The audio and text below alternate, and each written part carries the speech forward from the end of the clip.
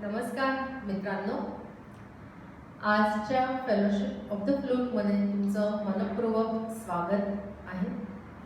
आजचा आपला विषय आहे नोवेअर टू नोवेअर. एक गोष्ट सांगते मी तुम्हाला की समजण्यासाठी आपला आजचा विषय. एक शेतकरी होता.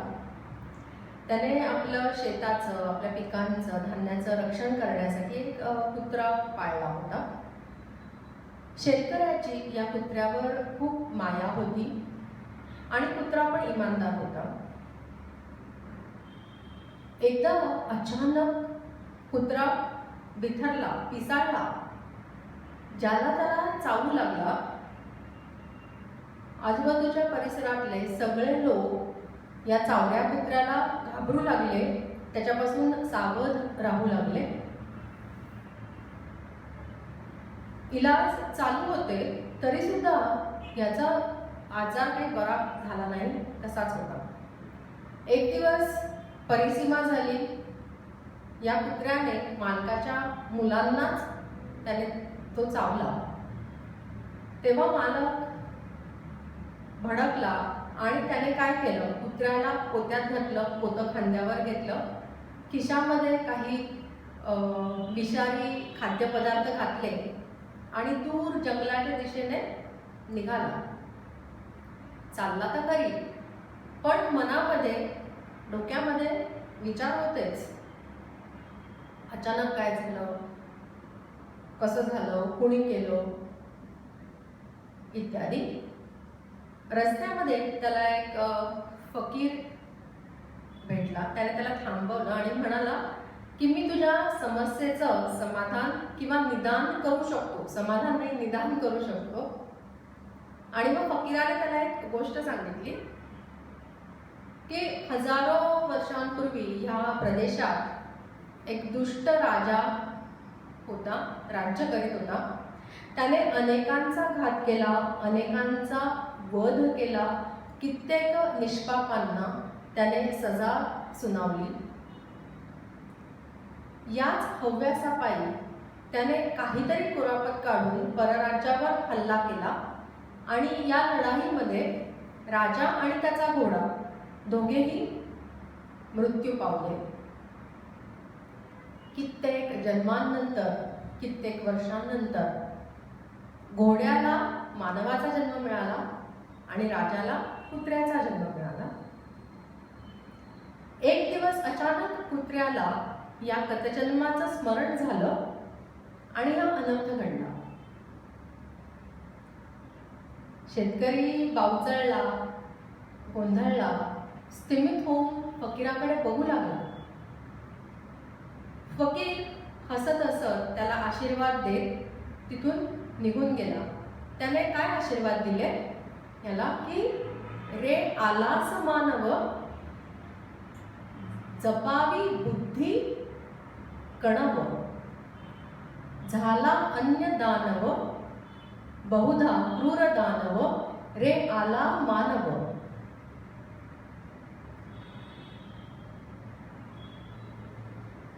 त्याने जी कविता म्हणली आहे त्याचा अभिनंद लक्षात आला असेल की त्याने सांगितलं की तुझ्या बुद्धीचा तू वापर कर आणि योग्य तो निर्णय घे. इथेच मला भगवद्गीतेचा पण एक श्लोक आठवतो आहे. तो असा आहे की प्रवृत्तींच निवृत्तींच जनान विदुरासुराः न शौचं नापि चाचारो न सत्यं तेषु विद्यते. याचा अर्थ असा आहे की ज्याला सुकर्म काय आहे आणि कुकर्म काय आहे याची जाणीवच नाहीये तो मूर्ख समजावा. जो जाणीवपूर्वक सुकर्म करतो आणि कुकर्म टाळतो तो शून्य समजावा. आणि जो जाणीवपूर्वक सुकर्म टाळतो आणि कुकर्म करतो तो दैत्य समजावा. मूर्खाला आणि दैत्याला पाताळ लोकांमध्ये निश्चितपणे आरक्षण आहे. असं म्हणतात 84 लक्ष योनी जगल्यानंतर मनुष्य जन्म प्राप्त होतो, मनुष्य योनी प्राप्त होते, मनुष्य देह प्राप्त होतो. याचा अर्थ असा आहे की बद्धतेतून स्वातंत्र्य मिळवण्याची पहिली वीट म्हणजे मनुष्य जन्म आहे. आणि हा मनुष्य जन्म आहे हा या भूलोकावर मिळतो. म्हणूनच मनुष्य जन्म, भूलोक आणि वीट हे यांचं अनन्य साधारण महत्त्व आहे. मनुष्य जन्माची खासियत काय आहे? तर मनुष्य जन्माची खासियत अशी आहे ती म्हणजे बुद्धी आणि स्वातंत्र्य. बुद्धीने विचार क्षमता निर्माण होते आणि विचारांमुळे खरं स्वातंत्र्य काय आहे याची जाणीव होते आणि कर्म करण्याचं स्वातंत्र्यही मनुष्य जन्मामध्ये मिळतं. पण वास्तविकता काय होतं?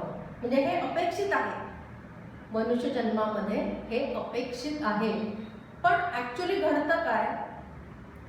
तर जीवनात जी सुख येतात त्यामुळे बुद्धी अहंकाराला चुचकारते. जीवनामध्ये जी दुःख येतात त्याने बुद्धी अहंकाराला डिवचत राहते, डिवचते. यामुळे अहंकार वाढत राहतो. तो एवढा मोठा होतो की मृत्यूसमयी सुद्धा गर्वाचा हा फुगा फुटत नाही. मृत्यूनंतरही अहंकार आत्म्याला सोबत करतो आणि सुख उपभोगण्यासाठी, पर्यायाने इच्छा पूर्ण करण्यासाठी भूलोकावर पुन्हा जन्म घेतो. मृत्यूनंतर आणि पुनर्जन्मापूर्वी याच्या मधल्या काळात आत्मा अंतराळात असताना काय घडतं? तर भूलोकी केलेल्या कर्मांनुसार आत्म्याला गती प्राप्त होते आणि आत्मा या कर्मांनुसार तृप्तीच्या स्तरांमध्ये वावरतो किंवा तृष्णेच्या स्तरांमध्ये वावरतो. तृष्णा म्हणजे अतृप्ती, तृप्ती म्हणजे ढोबळमानाने आपण म्हणूया स्वर्ग, तृष्णा म्हणजे नरक किंवा पाताळ.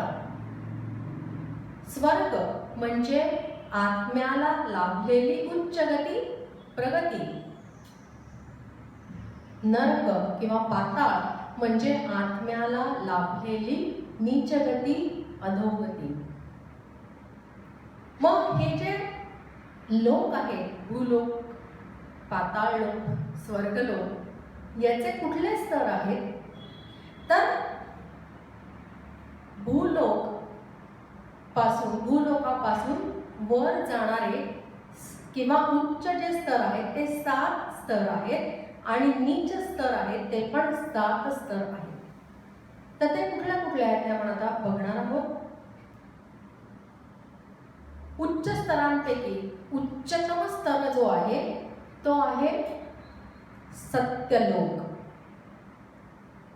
सत्यलोकामध्ये ब्रह्मा राहतो. ज्याने ब्रह्माला ओळखलेलं आहे असा ब्राह्मण ब्रह्माशी एकरूप होतो. त्यानंतर तपोलोक, ज्यांचे आचार विचार अमर झाले आहेत असे महात्मे इथे वास करतात. त्यानंतर येतो ज्ञानलोक. साधना करून ज्यांनी सत्य साधलं आहे असे ज्ञानी इथे वास करतात. त्यानंतर येतो तो आहे महर्लोक. साधना करून ज्यांना सिद्धी प्राप्त झालेली आहे आणि जे सिद्धींमध्ये गुंतलेले आहेत असे सिद्धात्मे इथे वास करतात. त्यानंतर स्वर्गलोक, ज्यांनी जीवनामध्ये भूलोकात असताना नीतिमूल्ये जपली, सदाचरण केलं, पण साधनेची तळमळ न लागलेले सामान्य भक्त इथे राहतात, वास करतात. त्यानंतर आहे भुवर लोक. इथे असे आत्मे राहतात ज्यांना अध्यात्म मान्य आहे, परंतु अजूनही ते चिकित्सेमध्ये अडकलेले आहेत. असे जिज्ञासू आत्मे इथे राहतात. त्यानंतर भूलोक. भूलोकामध्ये सृष्टीचे संपूर्ण चराचर वास करते आहे. या चराचरातल्या प्रत्येक कणाचं अंतिम लक्ष्य आहे ब्रह्माला जाणणे, ब्रह्मामध्ये विलीन होणे. त्यानंतर नीचतम स्तर सुरू होतात. भूलोकानंतर जे नीच गतीचे स्तर आहेत ते असे आहेत. पहिला आहे अतल लोक. अतल लोक जो आहे यामध्ये भूलोकामध्ये जी सुख आहेत, जी साधना आहेत, म्हणजे माया आहे, त्यांना सत्य मानणारे म्हणजे मायेने मोहित झालेले आत्मे इथे बसतात. त्यानंतर आहे वितल लोक.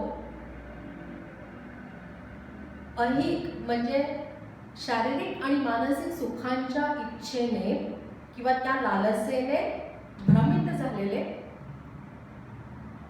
त्यासाठी तंत्र मंत्र वापरणारे लोभी इथे राहतात. लोभी आत्मे इथे राहतात. त्यानंतर सुतल लोक. अफाट संपत्ती, अनेकानेक मान सन्मानांचा हव्यास असलेले हव्यासी आत्मे सुतल लोकात वास करतात. त्यानंतर तलातल लोक.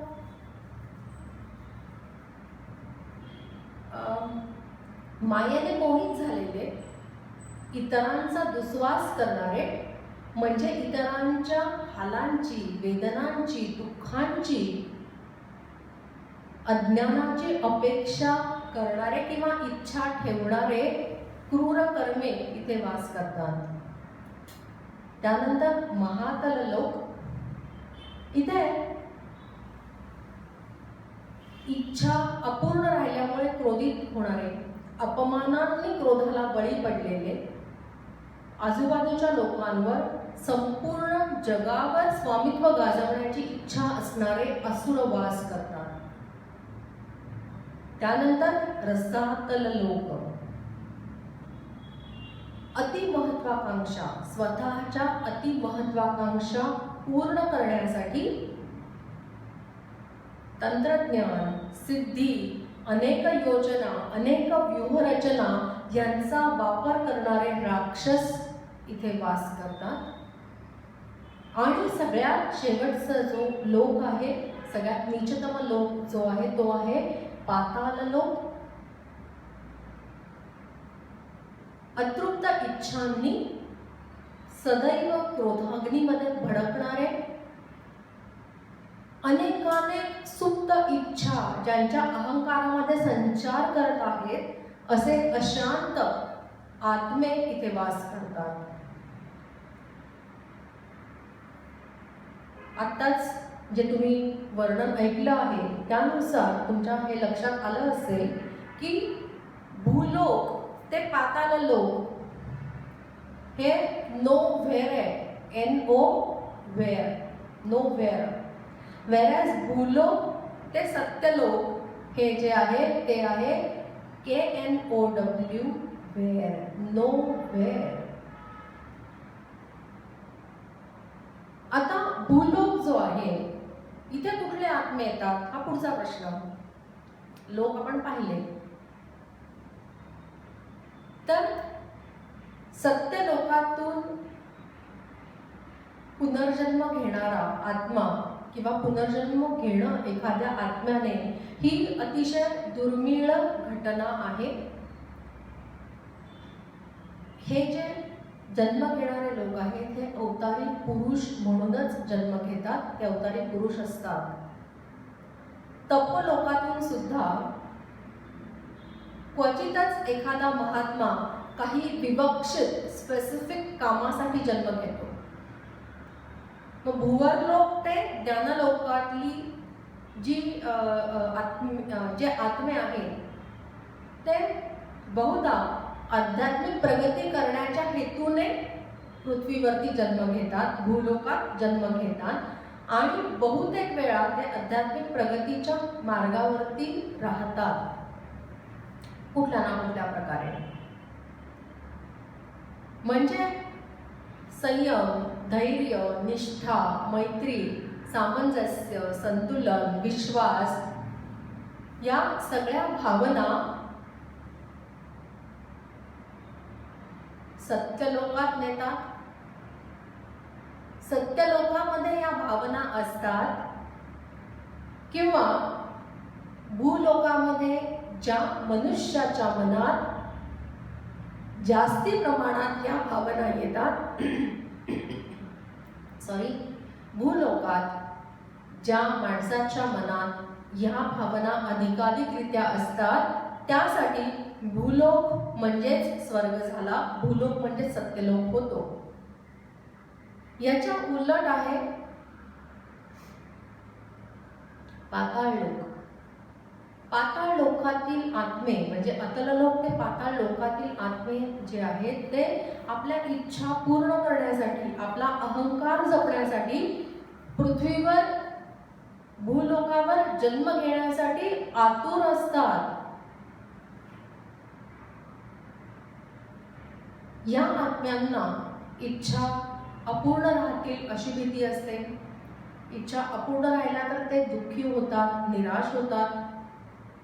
हे लोक इतरांबरोबर तुलना करतात, द्वेष करतात इतरांचा. क्रोधामुळे ते कुणाच्याही भावनांचा, कुणाच्याही जीवाचीही तमा बाळगत नाहीत.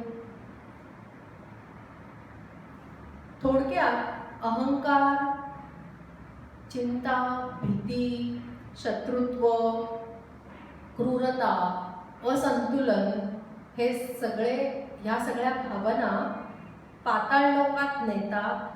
ह्या सगळ्या भावना पाताळ लोकात असतात किंवा भूलोकात असलेल्या माणसाच्या मनात जर का या भावना जास्त प्रमाणात उत्पन्न होत असतील तर त्याच्यासाठी भूलोक म्हणजेच पाताळलोक किंवा नरक झाला.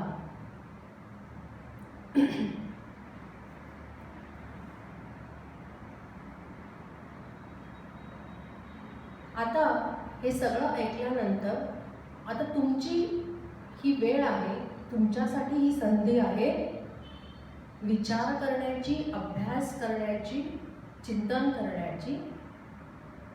एक डोळे मिटा, 5-6 साधे श्वास घ्या, रिलॅक्स श्वास घ्या आणि स्वतःला विचारा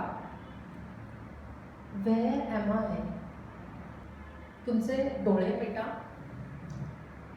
एक 5-6 शांतपणे श्वास घ्या, रिलॅक्स श्वास घ्या आणि तुमच्या ॲक्टिव्हिटीज आठवा मागच्या 2 दिवसातल्या, 3 दिवसातल्या आणि स्वतःला विचारा वेअर एम आय.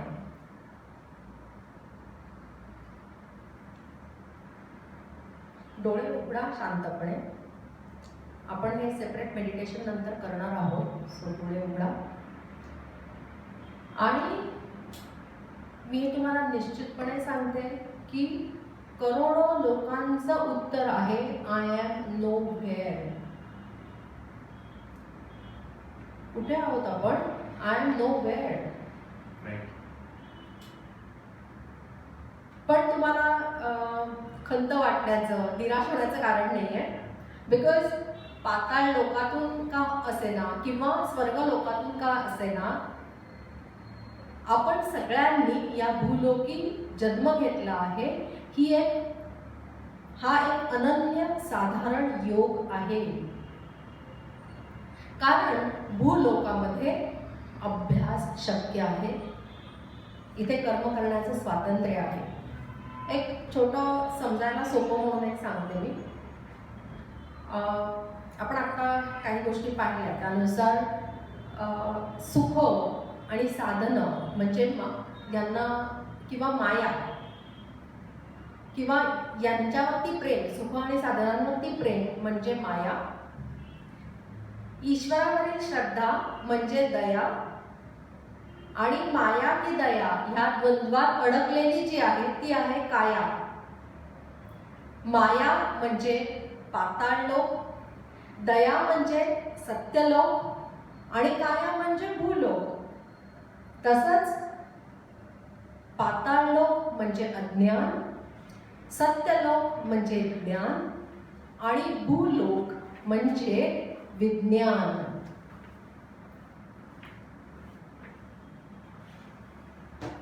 येस, विज्ञान. विज्ञान म्हणजे काय तर बुद्धीचा वापर करून मिळालेलं ज्ञान म्हणजे विज्ञान.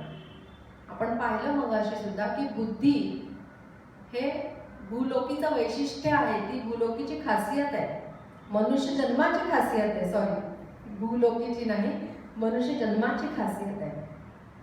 सो बुद्धीचा वापर करून मिळालेलं ज्ञान म्हणजे विज्ञान. आता बुद्धीचा जो प्रयोग आहे हा दोन प्रकारे होऊ शकतो. एक म्हणजे बुद्धीने तर्क बांधता येतो आणि बुद्धीने वितर्क सांधता येतो.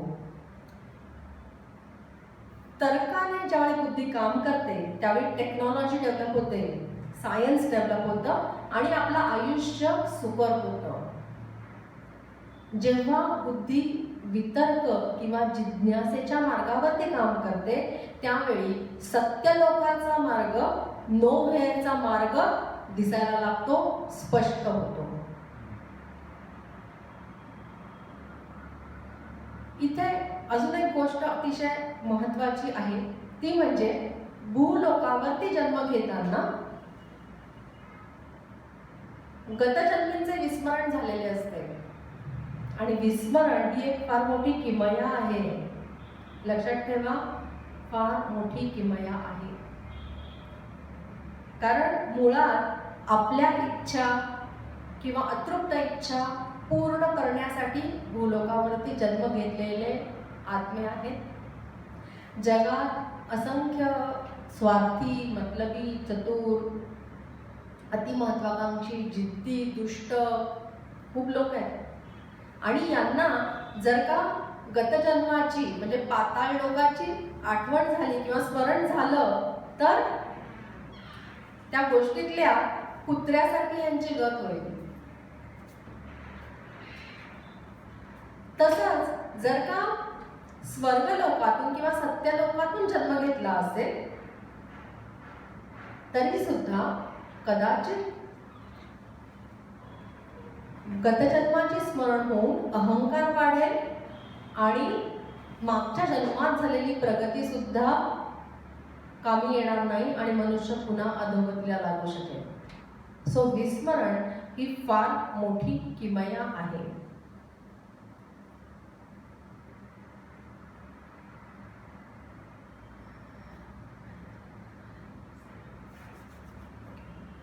सो विस्मरण ही फार मोठी किमया आहे.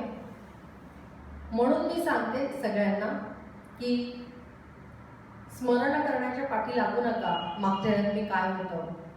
सी, पास्ट लाईफ रिग्रेशन जे आहे ना, हे जर का योग्य रीतीने झालं, समजा ह्याची शक्यता खूप कमी आहे, पण समजा झालं तर ते आपल्याला निदान देईल कदाचित. म्हणजे फकीराने कसं निदान केलं तसं निदान देईल, आपल्या समस्येचं निदान देईल, आपल्या दुःखांचं निदान देईल. पण इलाज करण्यासाठी गुरु अत्यंत आवश्यक आहे. एक छोटी मी गोष्ट सांगते तुम्हाला, खरी घडलेली गोष्ट आहे ही. एक कल्पित नावाचा तरुण आहे, त्याचे आणि पत्नीचा अतिशय विसंवाद दोघांमध्ये होता. अजिबात दोघांचं जमेना. इतका त्याला त्रास होत होता की त्याने पास्ट लाईफ रिग्रेशन करून घेतलं. त्याच्यात त्याला असं कळलं की अनेक जन्मांपूर्वी कल्पितने त्याच्या पत्नीचा सगळ्या लोकांसमोर, म्हणजे आपण भरे बाजार में जसं म्हणतो तसा अपमान केला. तिच्या कुटुंबाचा अपमान केला, तिला अपमानित केलं सगळ्यांसमोर.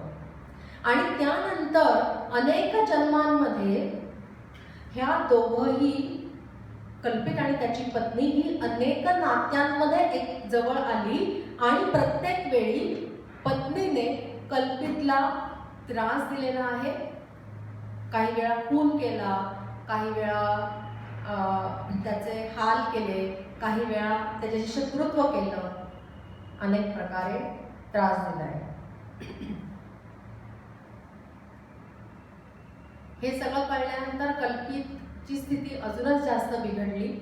म्हणजे आधी त्यांचं पटत नव्हतं, टोकाचे विसंवाद होते, पण हे सगळं कळल्यानंतर कल्पित जाणीवपूर्वक पत्नीला त्रास देऊ लागला,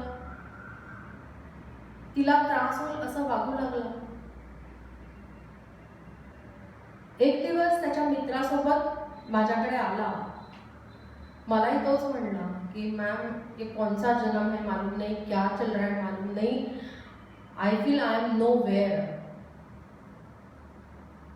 मी त्याला समजावलं की सुदैवाने, नशिबाने तुला हा जन्म मिळाला आहे आणि आज तुझी माझ्याशी भेट झाली आहे. या संधीचा वापर कर, आत्मपरीक्षण कर, चिंतन कर. तुझी जी द्वेषाची भावना सूड भावनेत कन्वर्ट झाली आहे, त्या सूडाच्या भावनेपासून विरक्ती घे, त्याची आसक्ती सोड, बदल्याच्या भावनेची आसक्ती सोडून दे. यासाठी ध्यान कर, गुरुला शरण जा. कारण विरक्ती, निवृत्ती, वितर्क हाच ज्ञानाचा मार्ग आहे, हाच सत्यलोकाचा मार्ग आहे, हाच प्रगतीचा मार्ग आहे. आपल्या या भूलोकातील जे लोक आहेत हे आता सध्या प्रगतशील आणि अप्रगत अशा देशांमध्ये विभागले गेलेले आहेत.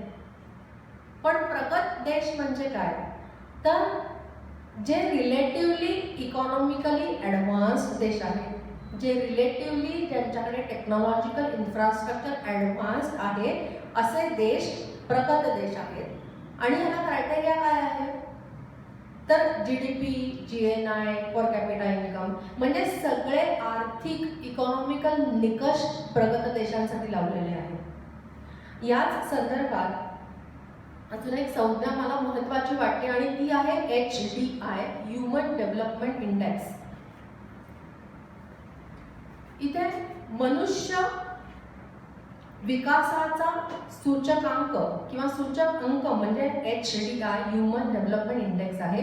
याच्यामध्ये हेल्थ, नॉलेज आणि standard of living, decent standard of living यांचाही विचार केलेला असतो. आणि खेदाची बाब अशी आहे की प्रगती किंवा प्रगत देश आणि HDI यांचा ताळमेळ लागेलच याची अजिबात खात्री नाही आहे. तेव्हा मी कल्पितला सांगितलं की विज्ञानाला ज्ञानाचं दार बनव, use it as a way towards ज्ञान, कारण त्याला पर्यायच नाही आहे. त्यानंतर तो रामबाण क्रिया शिकला. रामबाण क्रिया शिकल्यानंतर सुद्धा त्यांनी घटस्फोट घेतला. पण ते करत असताना जी सेटलमेंट करावी लागली त्यामुळे कल्पितला बऱ्याच वेदना कमी झाल्या, बऱ्याच अंशी कमी वेदना झाल्या. अजूनही काही वेळा तो डिस्टर्ब होतो, अस्थिर होतो, पण काम होण्यासाठी, पुन्हा संतुलन येण्यासाठी त्याला वेळ कमी लागतोय. Now, definitely I can say he is going from nowhere to nowhere. तो ज्ञानाच्या मार्गावरती आहे, तो प्रगतीच्या मार्गावरती आहे. सत्य लोकात जाण्यासाठी त्याला अनेक जन्म घ्यावे लागतील, पण आज तो ध्यानाच्या मार्गावरती आहे. त्यामुळे मृत्यू समयी निश्चितच तो ईश्वराचं स्मरण करेल, गुरुचं स्मरण करेल आणि तो त्याचा आत्मा तृप्तीच्या स्तरात वावरेल, तृप्तीच्या स्तरांमध्ये तो राहील, प्रगतीच्या स्तरांमध्ये तो राहील. I wish the same for you all and everyone in this universe, that you start making an effort for moving from nowhere to nowhere. कृष्णाच्या कृपेने सगळ्यांचं अज्ञान जाऊ दे, सगळ्यांना ज्ञानाचा मार्ग प्राप्त होऊ दे. पण त्यासाठी एफर्ट्स करणं हे भूलोकात तुम्हाला करावं लागणार आहे. त्यासाठी आपण आज एक मेडिटेशन पण वेगळं घेणार आहोत, ज्याचा व्हिडिओ नंतर पब्लिश होईल, तोही नक्की बघा. आणि हे ध्यान रोज करा, साधना रोज करा, आनंदी राहा and move from nowhere to nowhere. धन्यवाद.